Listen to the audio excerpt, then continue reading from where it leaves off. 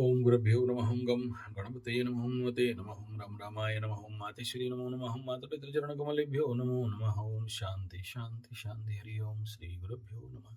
स्वागत है आध्यात्म गुरुकुल ज्योतिष गुरुकुल वास्तु गुरुकुल स्वावलंबन गुरुकुल ओडिशा राउरकेला में से मैं आचार्य संजय। बात करते हैं कुछ ग्राहिक स्थिति और कुछ लोगों का परेशानी और कुछ लोगों का आनंद। सबसे पहले शुरू करते हैं मकर। इस समय जो मकर का कंडीशन यहाँ पर बिल्डअप होने जा रहा है, जैसे कि हम लोग जानते हैं 15 तारीख 17 तारीख के बाद मकर राशि पाप कर्तरी में फंसेंगे। लेकिन इस समय ये जो लाभ स्थान में बुध सूर्य का परिस्थिति है और 3 ग्रह बकरी अवस्था में होने के पीछे एक परिस्थिति मकर के लिए कभी कभार बहुत आनंदप्रद और बहुत शांतिपूर्ण रहने वाला है, तो कभी कभी तनाव और डिप्रेशन कंडीशन पे जाते हुए दिखाई दे रहा है। कभी कभी आप हर चीज को बड़े प्यार के नजर से देखने का मानसिकता मकर राशि का लिए एक अलग दिगांत और एक अलग प्रकार का आंख बन रहा है।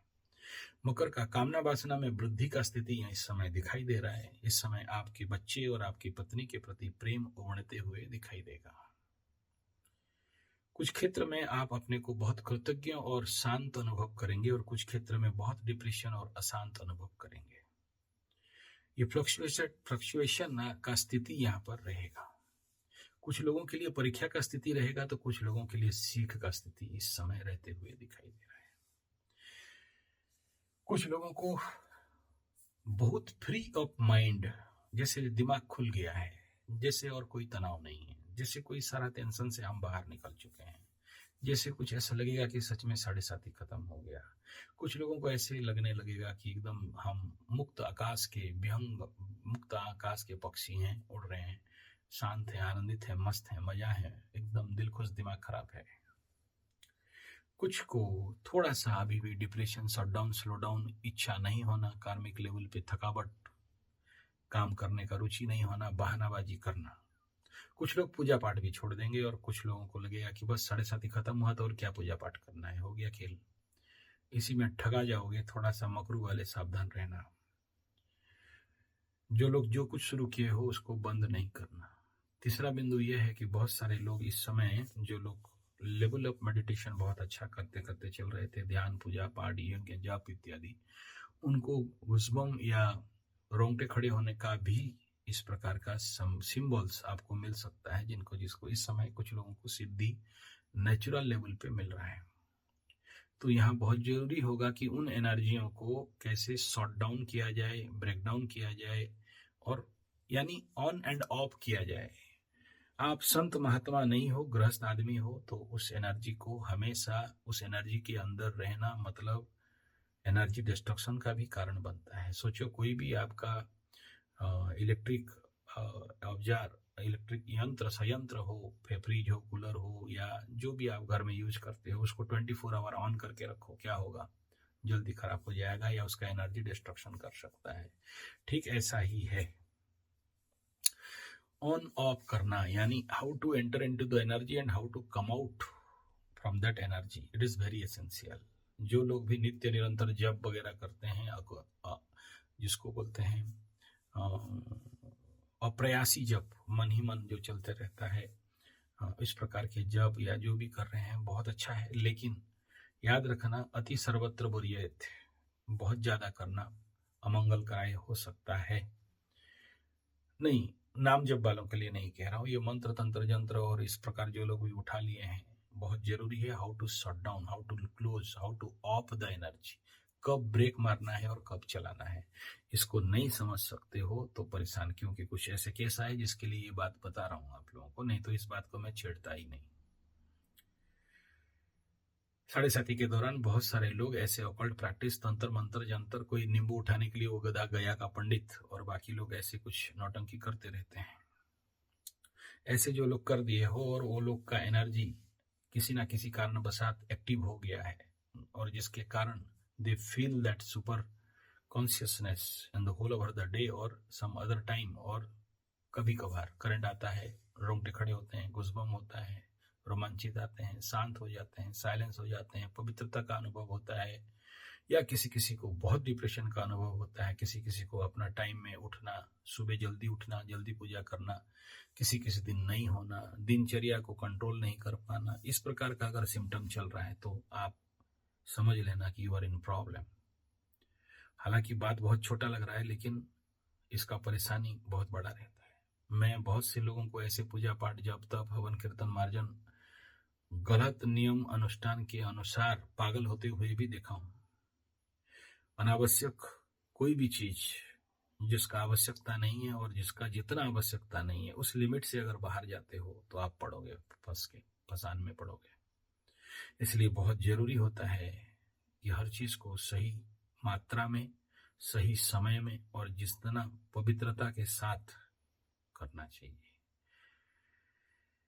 एक बड़ा प्रश्न आया था कि ये सब जो हम लोग कर रहे हैं इसमें आप लोग बता रहे थे, मैं उसके लिए बहुत जल्द ऑनलाइन में आना कोशिश कर रहा हूँ, बहुत कोशिश कर रहा हूँ, लेकिन हो नहीं पा रहा है। टाइम मतलब इधर कुंडली देखो, उधर पूजा पाठ देखो, उधर वास्तु देखो, तो उसमें थोड़ा सा टाइम नहीं पा रहा हूँ। तो लेकिन मैं 4-5 दिन के अंदर या उसके बाद आप लोगों का बड़े सारे जो प्रश्न मेरे पास स्टॉक है उसका उत्तर देने के लिए ऑनलाइन में आऊंगा।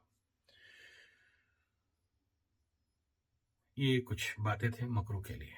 दूसरा, इस समय मकरू अगला पाप कर्तरी में रहेगा, तो जिनका भी कोर्ट कचहरी माली मकदमा कुछ है तो सबके लिए नहीं, डरने का कोई आवश्यकता नहीं है। कुछ ट्रिगिंग हो सकता है, इसमें थोड़ा सा सावधानी बरतना चाहिए। आपको ब्लॉकेज होना या कहीं बंद हो जाना, जैसे लिफ्ट में चढ़ रही हो, लिफ्ट का लाइन चला गया या उसका कनेक्शन कट गया और आप लिफ्ट के अंदर ही रह गए हो, रूम के अंदर हो और बाहर से कोई लॉक करके चला गया, या हम तुम एक कमरे में बंद हो और चाबी खो जाए, कुछ ऐसे ही कंडीशन किसी किसी का, सबका नहीं, किसी किसी का। आप घर में हो, कोई बाहर से बंद करके भाग गया और परेशान हो, इस प्रकार का कुछ बंधन योग तो ऐसे ही रहता है, बिना दोष रहता है। एंजॉय एंटरटेनमेंट, मजा मस्ती का इच्छा भयंकर रूप में बढ़ सकता है इस समय। कोई फिल्म देखने का या नौटंकी देखने का या ड्रामा देखने का या और किसी प्रकार के मोबाइल में ज्यादा समय, इस प्रकार का एंटरटेनमेंट का रुचि इच्छा बढ़ सकता है। कभी कभार थोड़ा सा भय और किसी के द्वारा डांट खाने का भी संभावना अहेतु गलती के कारण, खुशी से कोई गलती किया उसके लिए किसी अजनबी से डांट खाएं, इस प्रकार का भी स्थिति देख रहा है। उसके बाद बात करते हैं मिथुन का। मिथुन का एक परेशानी अभी वर्तमान जो दिख रहा है वो ये है कि द्वितीय स्थान में मंगल वक्री, द्वादश स्थान में गुरु बृहस्पति, ये एक बड़ा पिकुलियर कंडीशन है। मिथुन को इस क्षेत्र में थोड़ा सा सावधानी बरतना चाहिए। मुख्यतः खर्चा मत करो और पैसा को कंट्रोल करो। दोनों दिशा में खर्चा दिख रहा है, दोनों दिशा में लॉसेस दिख रहा है। द्वादश का गुरु बृहस्पति इस समय पूजा पाठ, जप तप, हवन इत्यादि में खर्चा के लिए प्रेरित कराएगा। नहीं करोगे तो फंसोगे। तो उस हिसाब में एज पर रेमेडी कुछ पैसा तो पूजा पाठ में लगा दीजिए, खर्चा कर दीजिए। नहीं, आप फिर दिमाग में नहीं डालना गीता यज्ञ कर रहा है तो पंडित मांगने का चक्कर में है, मैं नहीं मांग रहा हूँ, आप अपने लेवल पे करो। मेरे पास बहुत, मैं मना करने के बावजूद भी आज मैं देख रहा था बहुत लोग पैसा भेज दिए हैं, लेकिन कुछ लोग नाम गोत्र नहीं भेजे हो, तो प्लीज नाम गोत्र भेज देना। गीता यज्ञ 13 तारीख को है, तो आप सबके नाम पे ही संकल्प और आहुति वगैरह हो, ताकि आपका दिया हुआ दक्षिणा सत्कार्य में लगे, क्योंकि वो पैसा तो हम लोग हजम कर ही नहीं सकते, तो हवन में ही लगाते हैं, या जो गौ माता में या पेड़ में, या उसी प्रकार जो कुछ बच गया तो अगला हवन में भी लगा देते हैं। हवन का पैसा हवन में जाए, इससे, क्योंकि अग्नि ब्राह्मण का देवता है और बिना अग्नि को दिए हमारा कोई काम सिद्ध होता ही नहीं है। तो मिथुन के लिए मैं आगाह कर रहा था कि 12th में बृहस्पति का परिस्थिति ये थोड़ा सा कहीं ना कहीं 10th लॉर्ड इन 12th मीन्स कार्य, जॉब, मान सम्मान का द्वादश स्थान में आना नेचुरली परेशानी का सबब, और इस समय बकरी होना, तो ये थोड़ा सा हल्का घातक बन सकता है। ऐसा परिस्थिति मंगल में मिथुन वालों को देखना, बहुत सारे लोगों को एक्सीडेंटल लेवल से, डिजीज के लेवल से थोड़ा सावधान रहना चाहिए। कुछ चीज ऐसा एग्रावेशन दिखाई दे रहा है, अहितुक, अज्ञात, सडन कुछ ऐसे घटना, और मुख्यतः उस दिन ज्यादा जिस दिन मंगल मिथुन में रिवर्स एंट्री करेगा, उसका एक प्रिपरेशन होना चाहिए। कुछ मिथुन वालों का मंगल जब घुसा था लग्न में, तो ऐसे लोग अपने माँ बाप से झगड़ा लग के, सास ससुर से झगड़ा लग के मायके भाग गए थे। मंगल बकरी जा रहा है, तो देखना ये लोग फिर सोच समझ के थोड़ा सा बुद्धि गजरेगा, उल्टा अपने पति के घर गोचर करेंगे, बकरी गोचर चलेगा, ये होगा। अभी थोड़ा सा अकल आ सकता है मिथुन का, क्योंकि एक भाग रहा है और एक दौड़ा रहा है, ऐसे रिवर्स एनर्जी हो रहा है, तो इस प्रकार का मिथुन के ऊपर प्रभाव आएगा। लेकिन मिथुन के अंदर उग्रता आना, झगड़ा करना, ये परिस्थिति भी कुछ ज्यादा दिखाई दे रहा है, क्योंकि मिथुन का सप्तमाधिपति द्वादश में आके बैठा है, तो बीवी विवाह के साथ बहुत अच्छा नहीं, पागल बन सकते हैं। जैसे वृश्चिक वालों का बहुत संभावना है, लड़कियों का, महिलाओं का पागल होके कुछ नौटंकी करें, ऐसे यहाँ है। मिथुन का बड़ा सेंसिटिव कंडीशन ये है कि द्वादश माने खर्चा एक्टिवेट है, खर्चा, हॉस्पिटल, जेल, गुप्त शत्रु एक्टिवेट है। उनको समझ में नहीं आएगा, उनका दिमाग कोई ना कोई शकुनी और मंथरा इनका दिमाग खा सकता है, खा सकती है। ठीक ऐसे ही उनके मुंह से मंगल बकरियों के अति उग्र अवस्था में होने के कारण मुंह से अमृत वर्षा, बर्फ वर्षा नहीं होगा, आग बरस सकता है। अपने वाणी को बड़ा कंट्रोल करने का आवश्यकता है, और शब्द नहीं कंट्रोल किए तो बनाया काम बिगड़ सकता है। द्वितीय का मंगल को बहुत ज्यादा टेंशन भरा, द्वितीय का मंगल को बहुत ज्यादा आर्थिक लॉसेस बताया जाता है, दरिद्र दोष बताया जाता है, बनते बनते काम रुकना, जिंदा नहीं चलना, पैसा आने वाला ब्लॉक हो जाना, और कुछ बीमार, मुंह में रूखा सूखा खाने का इच्छा होना, या भूख नहीं लगना, या होंठ जलना, या होंठ में घाव होना, या होंठ फाटना, या किसी भी प्रकार की ईएनटी का इन्फेक्शन बताता है। ठीक यही कंडीशन कुछ मकर राशि के साथ भी है, उनके शनि के ऊपर मंगल के दृष्टि के कारण इसमें थोड़ा सावधानी बरतना बहुत जरूरी है। मिथुन के बाद सबसे ज्यादा इस समय जो ग्राहिक स्थिति है, इन्फेक्शन इफेक्ट, इन्फेक्शनल डिजीज, मुख्यतः मीन का सप्तम में केतु और कन्या का सप्तम में Rahu infectional disease, particularly urinary infection related disease दे सकता है, सावधान होना बहुत आवश्यक है। इन दौरान अगर दूसरा किसी को अगर मैं कहूंगा तो है सिंह राशि, द्वादश में मंगल।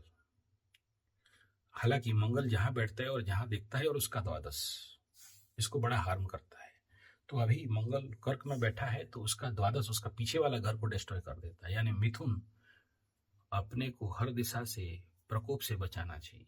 किसी ना किसी प्रकार का महामूर्खता और गलत निर्णय अगला समय के लिए हानिकारक बन सकता है। सिंह का टेंशन, तनाव, पीड़ा और खर्चा, कुछ बेचने का मानसिकता और गलत पाप करने का मानसिकता इस समय अत्यंत प्रबल हो सकता है, क्योंकि एक तरफ शनि देख रहा है और मंगल द्वादश में बैठा है। तो सिंह वालों का ये परेशानी दाम्पत्य जीवन में और कुछ हद तक अपने बेडरूम, प्लेजर, हैप्पीनेस में बाधा सृष्टि कर सकता है।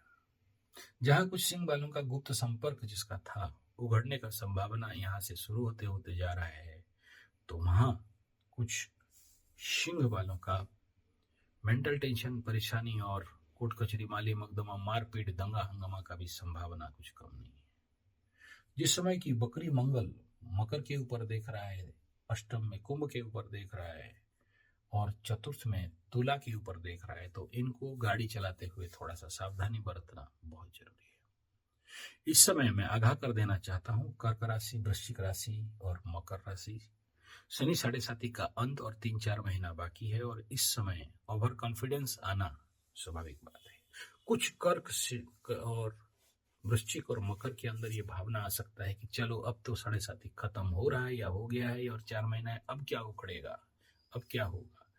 लेकिन क्या होगा ये प्रेडिक्ट करने के लिए अच्छे अच्छे ज्योतिष फेल्योर हो जाते हैं, और ये 4 महीना सडन कुछ हो सकता है जो कभी आप सोच भी नहीं सकते हैं।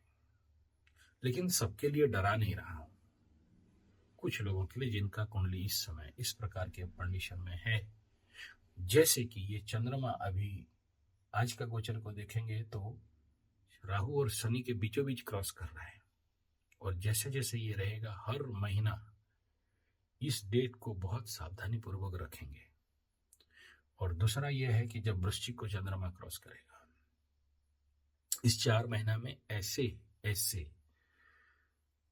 कम से कम हर एक महीना 2 बार, 4 महीना में 4 दूने 8 बार ऐसे इफेक्ट हो सकता है। इस क्षेत्र में मुख्यतः एक्सीडेंटल, अनप्रेडिक्टिव नेगेटिव इफेक्ट, मान सम्मान का हानि, रोग बाद उग्रता रूप ले सकता है।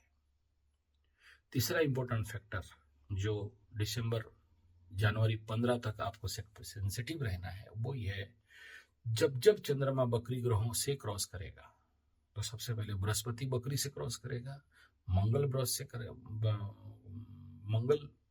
से बकरी मंगल से क्रॉस करेगा, कुछ दिन के लिए बुध का क्रॉस करेगा। मुझे कोई प्रॉब्लम नहीं था क्रॉस करने से, लेकिन जिस जगह में ऐसे बकरी ग्रहों का दृष्टि जब मंगल के ऊपर पड़ेगा, यानी कर्क से मकर के ऊपर, मकर वाला चंद्रमा के ऊपर पड़ेगा, ऐसे ही वृश्चिक की चंद्रमा के ऊपर पड़ेगा, और ठीक ऐसे ही इसका दृष्टि वृषभ चंद्रमा के ऊपर पड़ेगा। इस वक्रत्व का इम्पैक्ट चंद्रमा के ऊपर पड़ने के कारण बहुत सारा चीज नेगेटिव इम्पैक्ट डाल सकता है। तो सोच समझ के लोगों से बात करें, सोच समझ के लोगों से डील करें, हड़बड़ी ना करें। हड़बड़ी का बड़ा तक इस समय मानसिकता बनेगा जो हड़बड़ी की आगे चल के बड़ा गड़बड़ी कर सकता है। मन में बड़ा सारा खुजलाहट और सनसनाहट, ये ले लेंगे, वो ले लेंगे, ये खरीद लेंगे, वो कर देंगे, इस प्रकार का, जिससे कि मैं कहूँगा थोड़ा सा रोक के चलना चाहिए। इस समय आप अगर कोई लॉन्ग रूट ड्राइव में जा रहे हो बाय रोड 4 व्हीलर लेके, थोड़ा सा सेंसिटिव एंड सावधान रहना चाहिए। ये सारे प्लानिटरी कंडीशन ये कह रहे हैं कि जल रिलेटेड डिजीजेस कुछ हो सकता है।